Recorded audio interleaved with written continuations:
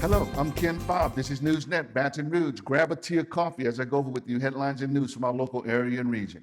According to the mayor of the city of Baker, Darnell Waits, based upon a report from Kevin Gravwaz of Professional Engineering Consultants, the city of Baker is taking aggressive steps towards securing a $1.8 million grant which will allow Baker to improve its water and sewage systems. Kevin Gravwaz says he is optimistic about Baker's chances of receiving the grant money, and he encouraged the city council and the mayor to continue in this process. If this grant application is successful, the city will replace its water well on Mississippi Street and make significant upgrades to other wells in the city of Baker. Mayor Waits reminded everyone that since the city does not raise water rates every year, it is continually losing money by maintaining the lift stations and maintaining the equipment needed to move sewage out of the city's system into the parish's system where it is processed. He said 7 lift stations recently had to be replaced in order to make sure sewage does not back up into homes and buildings in the city of Baker. October 1st, 2020 is fast approaching.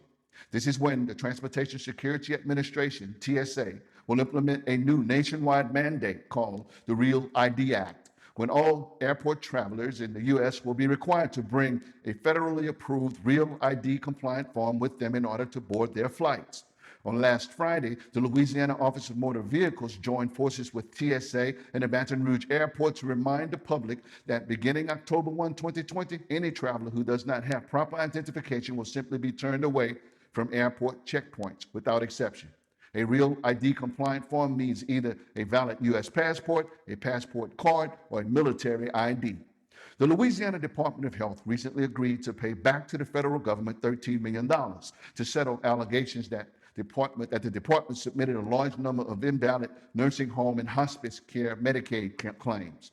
Federal officials accused the Louisiana Department of Health of asking its health contractor, Molina Medical Solutions, to submit and pay premature claims to nursing homes and hospice services in order to take advantage of better federal reimbursement rates.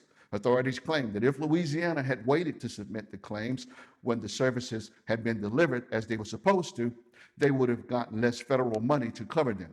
The U.S. Attorney for the Middle District of Louisiana says these invalid claims were submitted between 2010 and 2013 during Governor Bobby Jindal's administration, but he says the state of Louisiana and the federal government have reached a $13 million settlement when Louisiana will pay back to the federal government this money. These have been local and regional headlines and news. I'm yours truly, Ken Fobb. See you next time right here on NewsNet, Baton Rouge.